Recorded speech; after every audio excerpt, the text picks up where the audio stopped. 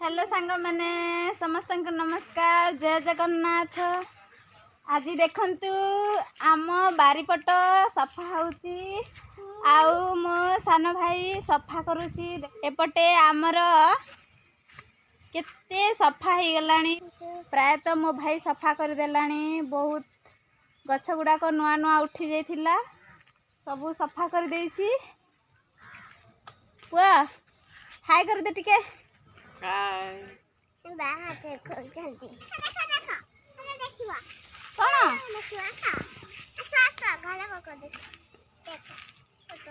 देखते आम झियारीटा आसी आपण देखिथिबे आगरू भी ये जो सारू खोला होतला से वीडियो रे ये थिला। ये होची आम झियारी छुआ।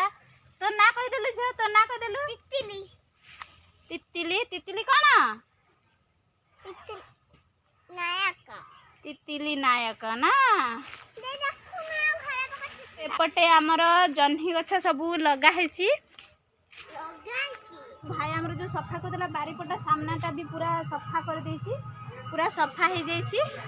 आ सांग माने कहिबे आपनकर बारी रे कोन कोन लगा है सबू पनीपरिबा लगा है। आपण भी आपनक बारी को सफा करूछंती ना नाही। वर्षा दिन कारण असना रहिले बारीपट जाक कि घर सामना असना रहिले सबू मशा माछी हेबे। आ मशा गुडा तो आपण माने जानि छंती आम खोर्धा जिल्ला रे भुवनेश्वर शहर रे केते अळिया आवर्जना प्रायत रहे जो द्वारा लोक माननकु एठी बेसी डेंगू रोग होची। सेति पई आपण माने बारीपट को हो कि घर सामना आपण माने सबू सफा रखिबे जो द्वारा आपण रोगरु निरापद रे रहिबे। आ भल लागितला आजिर वीडियोटी लाइक करिवे शेयर कमेंट करिवे एवं सब्सक्राइब करबा को जमारे भूलिबेनी। जय जगन्नाथ रहिलो नमस्कार।